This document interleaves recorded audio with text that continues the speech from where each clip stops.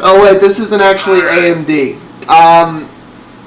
I have mixed. Wait, which one are you talking about? The Marvel processor. Have you read up on this thing? No, not yet. The 1.5 gigahertz processors for smartphones? It's a tri-core. How is that going to work?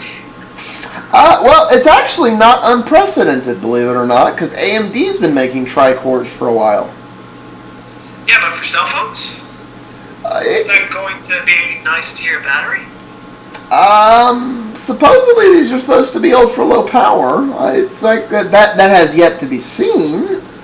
And honestly, it's like multiple cores are going to sound. I mean, the Tegras are dual cores, and they don't seem to kill battery. So then why is this bashing? Well, it's the thing I'm getting on here is,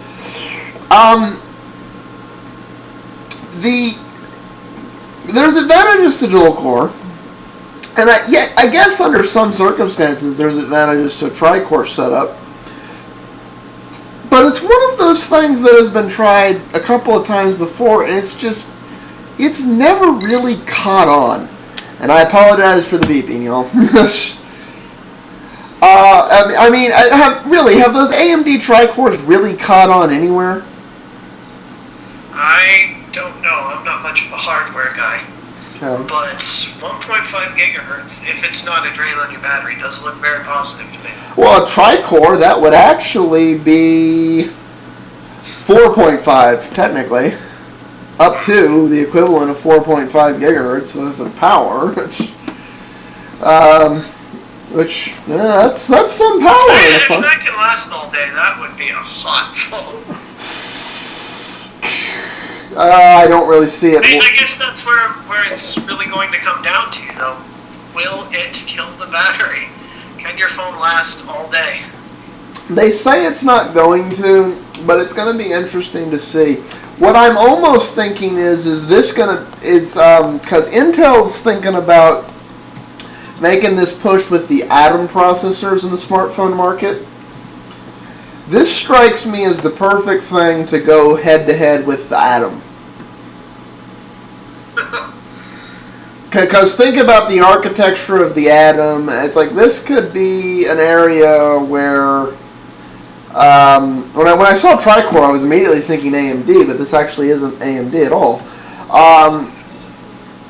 This would be interesting to see this thing go head-to-head against Intel, and Intel just wind up completely losing out in the smartphone market because they're having to compete with this thing.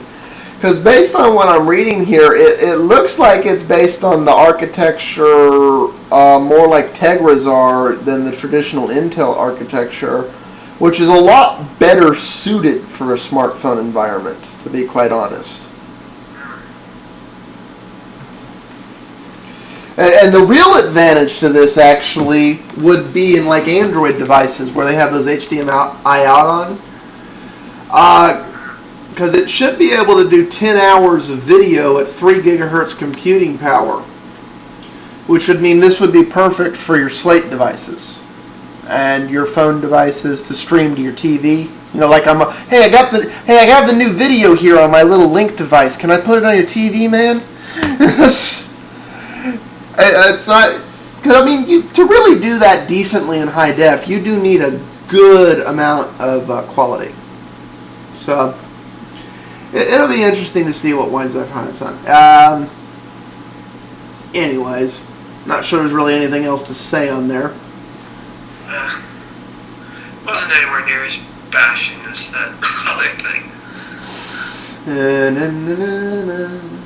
We'll put the link to it in the video.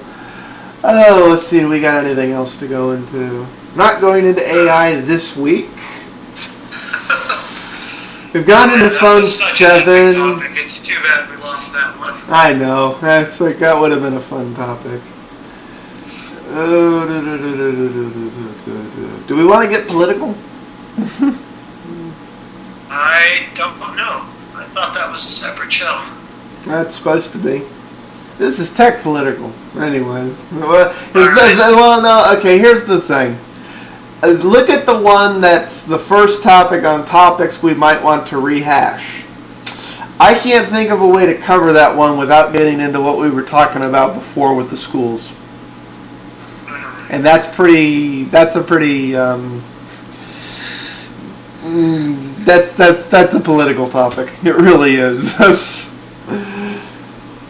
I need to read more on this to be able to contribute anything constructive. Okay. Light show this week.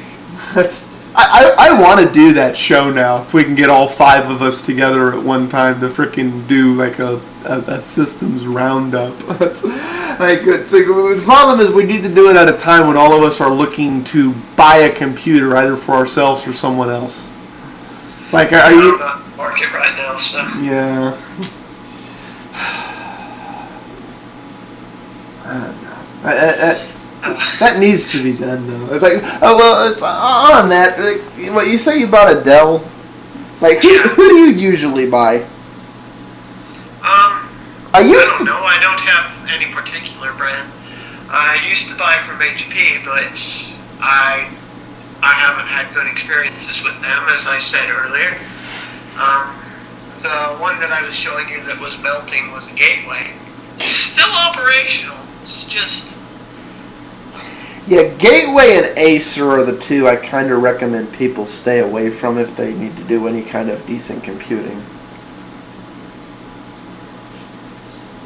Yeah, it was an okay computer. Honestly, they're great cheapy boxes. If you're one of these people who 90% what you do is email, internet, and just surfing the web and shit like that, they're fine for that. And they're really affordable for that. They make some great $350 computers that are really good $350 computers. But you're never going to get a $1,000 computer out of a $350 computer. It isn't going to happen. It's just not. So they're not a computer in the league I prefer my computer to be in. Right. But that's definitely the impression that I get from it. I mean, it's got a 2 gigahertz, 4 gigabyte, which was pretty good at the time that I bought it. Yeah. But it's just they're not fully optimized, and it becomes obvious if you try and really do anything with them. That's what caused my computer to melt. Yeah. It's like they're not made to be on all the time. They're not made to be sitting on a desk all the time. It's like they're not made for that. It's like, and what do you expect? I have yet to see a single system by those companies that doesn't have that little, basically 2-hour battery, which means they're designed to be on for like 4 hours and then be off. That's what they're designed for. I don't think this thing could be on even that long. But I'm talking about the modern ones. The older ones realistically were like 90 minutes to 2 hours, and then they were going to start to have heat issues. They were.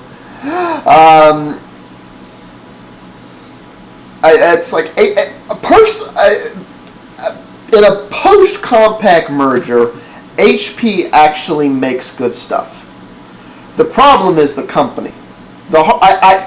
Since 2005, I know no one who has had any problems with HP hardware since 2005. But getting anything useful out of HP customer service or tech support, forget it.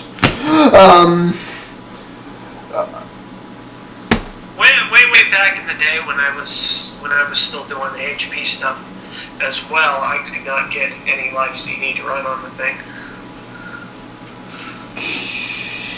What year was this? I don't know, ages ago. Yeah, because if we're honest, I guess like 2004. Yeah, if we're honest, really only for the last, I want to say, 3 years has the Linux kernel been up to the point that it supports enough of the obscure hardware that winds up in laptops that you just can stick the disk in and it runs. It's like, before that, you had to go buy a computer that was using chipsets that were Linux compatible. That's Now, there is still some isolated cases of that, but it's nothing like it was 3 years ago. So, yeah, that's like, I don't lie about that. Linux seems to work flawlessly on my Dell, though. So that's one thing that makes me really happy about it. Actually, that's one of the things that did impress me lately as a Dell. And this is why I want to do a full roundup on this stuff, both for buying it as is, buying it to be a Linux box, so on and so forth. Dell is one of only 2 companies I know that if you're adamant enough about it, they will put you on hold and go ask the right people to find out if there's any chipsets on that thing that aren't Linux compatible. Really? Yeah.